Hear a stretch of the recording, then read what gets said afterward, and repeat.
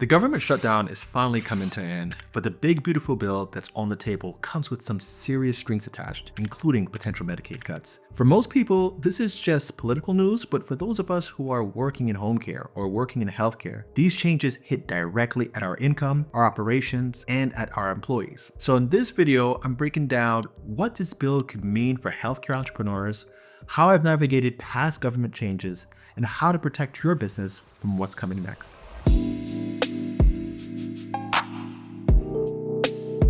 Now, I've lived through more government changes than I can really count.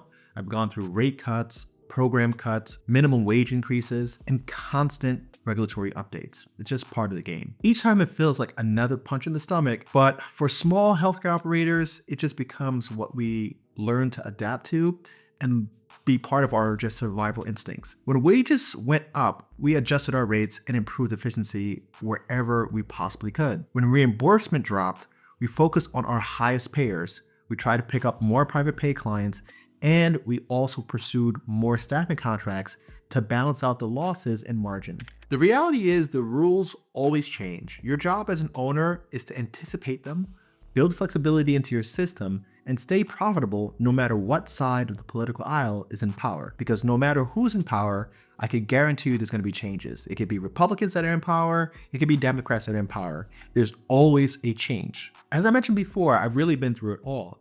The Affordable Care Act changed how we had to provide benefits to employees. Minimum wage increases. There's always something going on. And the thing that I've always realized is that there's going to be some announcement that comes first, that this is a looming change. So it's at that point, once the announcements are going into effect, you need to review everything. Where could you save money? What subscriptions are you subscribed to that are just waste of money? Are there any places that you can adjust your expenditures so that you're able to improve your cash flow? Because it's going to be important to have that nest egg of cash and more savings available to you just to deal with whatever the pivot is going to be. Sometimes it's going to be temporary increases in how much you pay your employees before your reimbursement rates catch up. Other times, you're gonna have to take that money and reinvest into completely new verticals of business. Or you might have to push that money into marketing spend. The thing that keeps your business alive is how much access to capital you have. Once you run out of money, you don't really have a business anymore. So my advice here is that when you see something on the horizon, because it starts getting announced, even with changes that happened in New York recently, they started to announce it years ago. So if you were a company that still didn't adapt and still believed that, oh, New York is never going to drop that program, you found out this year that they would. So it's important that once you get those announcements, you start making the necessary changes to save some money, to increase how much capital you have access to, and also start looking at where else can I go in this business to continue to make money that's not being affected by this change. But then there's the shutdown itself, right? It lasted for 43 days and it's still ongoing actually till today, and it's one of the longest in modern history. Yet through it all, healthcare payments have stayed steady. We've been getting paid. And the reason for this is because the government protects healthcare. Even with political freezes, services like Medicaid and Medicare remain essential. My agency has continued to get its payments from our vendors, from our insurance companies, and from the state itself. My caregivers still got paid and the operations went on. But imagine if that wasn't the case. What if your payments suddenly stopped for a month or two? Could you survive that? Are you prepared to actually deal with what happens when the insurance company stops paying? What happens when the government stops paying? This is where strategy has to meet reality. Every healthcare business should have access to capital, preferably a line of credit covering at least 2 months of payroll. That's what I advise to everybody that works with me. When we're starting up new companies, right? Because at our company, Passive Workforce, we help people start healthcare agencies, start home care agencies, and get into this space. And one of the frequently asked questions is, how much money do I need to have? And I always recommend that you have at least 2 months of what your forecasted payroll is going to be or what your historical payroll is going to be. You want to have that in cash or in a line of credit or some sort of credit vehicle so that if your payers are slow, you still meet payroll. Because in our business, we actually make our money from the services being rendered, but we get reimbursed every 15, 30, 45, or 60 days. So if you have to wait for nearly 60 days to get paid in some cases, you still have to pay your employees. They're still expecting their paychecks to be weekly or bi-weekly. So having access to a credit line is absolutely essential, especially when there's government changes. If Medicaid got interrupted and our payments weren't coming in, we would have to tap that line of credit. Now, you'll still be generating income. Hopefully, we have some private pay clients and some non-Medicaid insurance payers.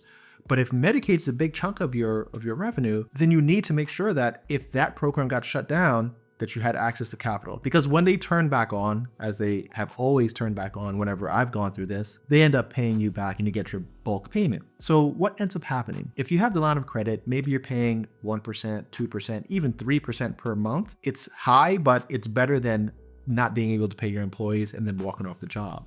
So in this shutdown, right now we're on day 42 or day 43 of it. What's happening? If you had to cover that, maybe it's going to be 4%, 2%, depending on the type of line of credit that you have for that duration of time. It's better than making no money for that duration if you even pause services or something along those lines. So yeah, there's going to be a cost to that capital, but having 2 months worth of capital is what I always recommend, because that allows you to survive when things start hitting the fan. Even though a revenue freeze sounds terrible, that's not the biggest threat.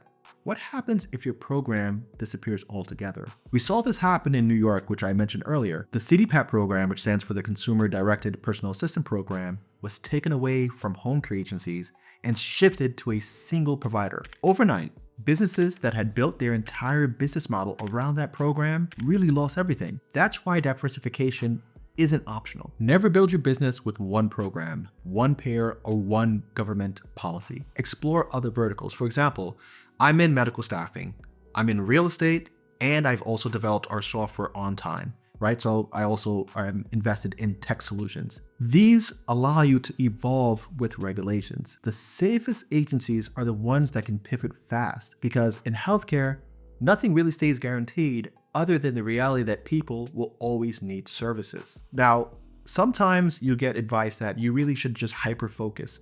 And that's true. In business, you really want to be paying attention to one thing so that you put all your effort into what's working. But if there's a single payer, you have what is called stroke of pen risk, meaning a president could literally sign into effect a new law and everything changes, or the Congress or Senate passes a new bill and everything changes. So by having that exposure that if one thing changes, your entire business is done, to me, I think is just foolish. So first, you really should be looking at the different programs. If you are billing federal Medicare, great. That's one program with its own funding. You're billing state, which is Medicaid. That's another program, another funding. VA, also a federal program, but it has its own kind of funding tree. Private pay, commercial insurance, long-term care insurance, right? This is the way that you could diversify your payer sources from government to non-government to private, because they're going to be drawing from different pools of capital. Minimizes your risk if one of those go out of business or run into some sort of financial trouble where they're not paying you on time. Another thing that has happened to me is that payers sometimes change their billing cycles. I have some payers that if we submit a claim, they'll reimburse us in 4 to 7 days. Then I have others that are consistently 45. But if you read through the contracts, usually they give themselves anywhere between 30 and 60 days. So I've had payers who've gone from 4 to 7 days, all of a sudden decide, because their cash flow is tight, that they're going to pay us net 30. So if you've built your business only collecting every 4 to 7 days and not having that line of credit that I recommended earlier, a change where you're getting paid every week to every 30 days is quite significant, right? Again, you have to have that buffer of cash.